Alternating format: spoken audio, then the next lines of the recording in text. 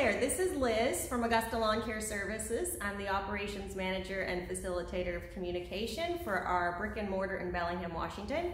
And I've been documenting the journey of our franchise from the beginning, from when Mike first had the idea, from my point of view as the person who's just on the side helping. And I want to introduce to you today Nick. He works here at Augusta Lawn Care Services in Bellingham. How long have you been here? I've been here a year this month, actually. And he finished a job early today, so I was really excited to have Nick share with you also. Nick and I both work here with Mike as our boss, and we are doing everything on this end to help him develop systems, things that work on the routes and with the crews, and what doesn't work so that we can implement it and best serve the franchisees. So I wanted to ask Nick a couple questions because he's been here for a while and seen how everything runs and has recently started to listen to some of Mike's podcast. And so I want to ask you about that. How long have you been listening to the podcast? I started listening to it probably beginning of mowing season. Okay, so beginning of March, maybe? Yep, so about 2 months. I think I'm on episode like 70. Oh, wow. Yeah, so I'm getting pretty close to done. I think there's like 325 episodes or something like that. So what motivated you to start listening or even care really to find out more? Well, so the longer I worked here, the more I was just curious about like the behind the scenes and like what sets us apart from other people, and just about Mike as a person, because I know he's like so centered on business, right. And that's part of why we're so successful. So yeah, basically just wanted to figure out like behind the scenes, just why we do what we do, the bigger picture behind, you know, clearing out blackberries or mowing lawns and stuff. Right, a higher vision of what we're trying to achieve.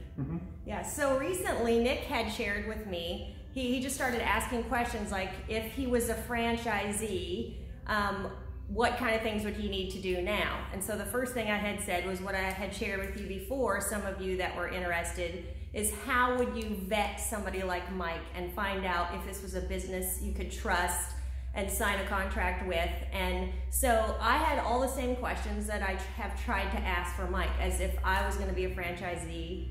On behalf of a franchisee, what questions they would ask. And so Nick and I had talked, and he said, if I wanted to be a franchisee, what would I have to do? And so the first thing I said was that to start listening to content. And what made you first think that this might be something you could do? Well, I didn't want to be out in the field forever. Yes.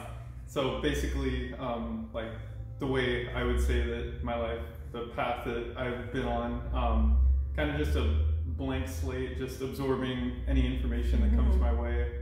I'm somebody that likes to learn and likes to always be progressing to the next step. And so like once, you know, after a year of being out in the field, I kind of was more interested in like the business side of things. And yeah, then once I heard about the franchising opportunities, basically just got interested in that. I wanted to see if it was something that I was able to do, having no knowledge or background of business. Right, and after listening, does it give you hope that a person could know nothing about the business side and that Augusta could teach that to them and they could run their own business? Yes, 100%. Yeah, I'm not going to say that I'm an expert by any means, but when I started listening to the podcast, the way it works, like in the podcasting app, it starts at the very recent episode and it goes backwards. Oh, cool. I don't like it that way. I would rather start on episode 1 and then cycle up to present. So I've been listening to it backwards. So basically like the most recent like Mike knowledge on business, so many terms I didn't understand and just, yeah. So yeah, basically having thoughtfully listened to every episode, so it's not like background noise. It's like you're thinking about what he's saying and trying to process it in your head. And he does a really good job of like making analogies to like everyday situations that like makes it click in your head. So yes, I would absolutely agree with that it's a great resource for learning. Okay, that's cool. So then what would happen if somebody was interested? They would click on the link below, and those would be the same things that Nick has been listening to. And then once a person absorbs all that, they can schedule a call with Mike. If they email, I can give them a link to talk to him. And then you come here and you meet our team and you do all your training when you start, and you can experience the team culture that I've talked to you about. And that is the essence of what we are, is that we've put systems in place to where we have people that have learned to manage themselves, and then they have courage to know, okay, this is how you do it. We have an open book policy, so we're very transparent and authentic. I didn't even tell Nick what we were going to talk about. But if you trust your teammates and you know you could sit down and talk about anything and just be transparent and authentic, which is the way we are here, that is the way it would be if you were a franchisee. So did you have anything else you want to share about the future or anything? Plans? I'm excited for the future. My plans are to hopefully open a franchise starting next spring. Would you do that here, or would you move to another state?